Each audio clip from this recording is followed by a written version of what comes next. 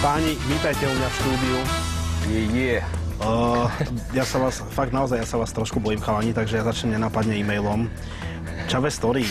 Ja by som sa len chcel spýtať, či Johnny a Rytmo sú ozaj bratia. Tuším sa aj podobajú. Alebo sú len bratia, akože brothers. Loko z DK, z Domu kultúry asi. Akože brothers. Akože brothers? Tak ste bratia, alebo ste brothers? Brothers, jak Vinetu a oči trhen. Všetci vedia o nás, že sme bratia, úplne poznáme sa. On používa naše priestory doma, mama mu hovorí synáčik, to isté aj u nich. S tatkom jeho sa fackáme, podobné veci. Čau, Tony. Spýtaj sa Rytmusa, prečo sa volá Rytmus. To je taká prvoplánová otázka, ale tak... Tak to poviem ja. Lebo som trbnutý. Ne, poviem to ja. Rytmus preto, lebo vie všetko, vie tancovať, vie produkovať hudbu, vie písať texty a proste vie human beatbox, rap, no a to nám došlo nás, že Rytmus, daj beatbox. Daj bol. Nedám. Rytmus, daj beatbox. Daj. Zaplať. Daj 5 litrovku. Počkaj, ja mám peňaženku. Za koľko? 200 litrov. Počkaj, ale mám len 5 celú. Daj mi 5, brácho. A vydáš mi? Vydám. Ja ti neverím. Daj niečo do zálohy. Dobre, dám ti, Rytmus, čo mi neveríš. Daj beatbox. Stačí? Nič ti nedám, povozíš sa na aute. Aby si skapal. Ďakujem. Dobre, Rytmus. Mne to naleze do huby. Paťo, prečo? Ako sa ti páčil Miliónový tanec? Si spokojný s víťazkou, lebo však ty si ju svojho času nazval, tak ako si ju nazval? Neviem už. Nesledujem to. No ale ako si s tým spokojný, že to dopadlo tak, ako to dopadlo? No, spokojný. Som úplne rád, oslavoval som. Ako si oslavoval? Som sa bol najebať v jednom šenku non-stope. Výborne, ďakujem ti, že zas pôjdu peniaze z dole. Z výplaty. Zaplatím, brácho. To je za ten liter, čo som ti dal. Johnny, ty si ako spokojný s tým, ako dopadlo finále Miliónového tanca? Pohode. Pozdravujem Johnnyho, prosím ťa, spýtaj sa ho, čo očakáva od Broadway. Čo by sa tam chcel naučiť, aký tanečný štýl by chcel vyskúšať. Viera z Piešťan. No, ten prvorade hip-hopové štýly, to je najväčší základ môj a môj život, to je celé a tie iné štýly, čo ja viem, som si to vyskúšal, pre niektoré som bol ako picino, pre niektoré ako showman a pre mňa to bolo ako takisto zábava, vyskúšal som si to rešpekt všetkým tancom, ale budem sa držať toho svojho, toho hybu. Ja sa pýtaj, brácho. Tak rozprávajte, čo chcete, čo sa budeme. Poslal si mi jasnú SMS-ku. Jasne, že poslal. Určite. Koľko si inak minul na svojho brata, no povedz. 38 000 38 000. šilingov. Samozrejme. Nazdar, Johnny, chcem sa ťa opýtať, že keďže teraz všetci idete do New Yorku, že či tam neplánuješ ostať aj na nejakú dlhšiu dobu, keďže si odišiel z Anglicka kvôli Miliónovému tancu. Tak to bola debata už včera, tak možno, že to otočím potom na Floridu a neprídem na letisko. Ty by si nechcel ísť pozrieť do New Yorku? Čiže príde dneska znamená. Išiel by som, závidím mu úplne. A nemyslíš, že tam zostane on? No, máme tu nejaké projekty rozbehnuté. To som sa chcel spýtať, nechystáte nejakú pesničku spolu, alebo čo? Ja viem, že chystáte, tak povedzte, čo chystáte. Murdar chystá Johnnymu úplne partiovku, ktorá vyjde asi do 2 týždňov v rádiách. Koľko stojí tá reťaz, čo máš na krku? Vádzek tvoja obývačka. Ja, teraz si ma dostal. A pod mostom. Aké máte vzťahy s Freddym Mercy momentálne? Lebo on o tebe niečo povedal a my sa teraz na to pozrieme, čo povedal. Detské vzťahy. Patrik tancoval u mňa v skupine niekoľko rokov, nejakých 5-6 rokov možno, neviem presne, nepamätám si, ale proste tancovali sme, vystupovali sme, ale je to už samozrejme, že dávnejšie, tak predtým bol taký iný trošku, bol taký tichší, skromnejší a... Aký bol v tej Nitre, keď nás tam napadlo 12 rasistov? Lebo raz nás v Nitre počas vystúpenia, ja som vtedy tiež tancoval, napadlo 12 rasistov. A povedz, ako sa správal...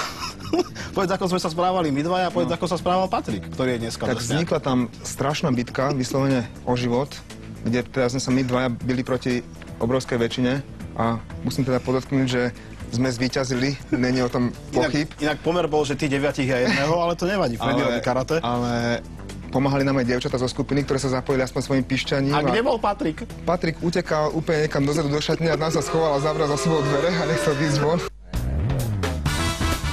No, To boli jasné vtipky. Poprosím o nejakú reakciu, lebo ty si mi potom vynadal, že sme ti nedali priestor na reagovanie. Tak neviem, kde Freddy zobral, že som ho tancoval 6 rokov, neviem, či bol nafetovaný alebo čo. Tancoval som ho asi tak vyše roka. Poznáme som 6 rokov. A či som bol tichý? Pamätáš si, keď sme boli v Nemecku alebo v Tatrách, čo som robil? Pokus tónový v autobuse. Alebo na hoteloch, čo sme robili? Ja si pamätám, že v Košiciach sme našli niečo vo WC a sme sa na to strašne smiali aj v Nemecku. Má zákaz do všetkých hotelov teraz v Tatrách. Tak neviem, či som bol tichý, že povedz, bol som tichý. Nebol Patrik určite Odjak tichý. živa som bol zloba úplne. Nazdar, Tony. No, ešte hovor. No a čo sa týka Nitry, tak som sa dostral. No, mal som 17 rokov a Freddy týpe karate úplne tam dal dole čahovcov, tak som sa prizeral. Ne, neutekal som do šatne zase. Ale teraz by som sa zachoval ináč, by som to riešil ináč. Nazdar, Tony, opýtaj sa prosím Rytmusa, čo si myslí o Mek Vrabcovi. Dík! Ja neviem, kto je Mek Vrabec. Kto to je? On mal takú pesničku. No, tak neviem, kto to je. Poďme ďalej. Chcel by som sa opýtať Johnnyho, či sa v poslednej dobe stretol s Chovancom, keď hej, či mu povedal, čo si o ňom myslí a ako na to Chovanec reagoval. Dík! Tak myslím na ho často, svrbí ma dlaň. Nie. Že taká facka cez celú hlavu by bola pohode ináč, ako dusím to v sebe, lebo tie tlaky mediálne a celá záťaž táto psychická, tak chcel by som to vybiť do takého mechu. Ale by sme si vážili takých umelcov, jak je Pali Chovanec. Ale som ho vyhľadával v Senci, jak bývame v hoteli, tak videl som tam Lakatošku, jak si kúpila lacnú kávu. Dobre, ideme na to, ticho. Patrik, ja sa chcem opýtať vašich hostí, aký majú názor na slovenský rap, respektíve aké skupiny ich oslovili. Tak nesledujem ostatných, ja si sledujem svoje a idem si svojou cestou. Presne. Mám 29 rokov a nebudem chodiť na vystúpenia a pozerať, jak rapuje. Proste poznám veľa ľudí, u mňa sú možno 3 reperi dobrí na Slovensku. Konkrétne? Tak nebudem konkretizovať. Johnnyho by som sa opýtal, či už skúšal robiť aj nejakú choreografiu na slovenský rap. Taká otázka. Ne, ale ako dobrý nápad, to je pohode. Toto jediné som videl u Melany Kasenčákovej, že zatancovala na český rap, že do textu, že išla a ešte stvárnovala proste tie slova, ktoré tam boli, tak to som odpadol. Ani takto Rytmus, vy vo svojich textoch väčšinou ľudovo povedané berete do papule istých ľudí, o ktorých si myslíte, že treba o nich niečo povedať. Už aj Johnny sem tam má tieto tendencie. Ako to berú tí ľudia napríklad? V texte spomenieš nejakého herca a potom on na to nejakým spôsobom zareaguje. Troška ti pustila na tortičku a že nemáš toľko hrešiť. To ide na mňa, že? Že to je na mňa. Toto? Ja to vidím, že to je na mňa. Ja to už vidím. Ja to vidím. Tak daj to v pravom prenose. Poď do mňa. Daj.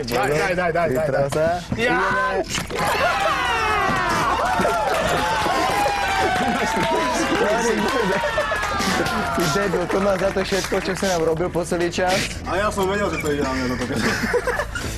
Tak toto je... Bielý neger. Bielý, tak teraz viete, vážený, toto je bielý neger. Ja som naposledy toto videl v jednom filme s Rokom Sifredim. No ešte jedno, že chlapci z geta ti posielajú takúto retázečku. To je pre mňa? No, si hovoril, že to je milé, tak je tvoja milá, tak aby... Lebo ty si mi nechcel dať tú tvoju, pamätáš, keď som tu zahrešil?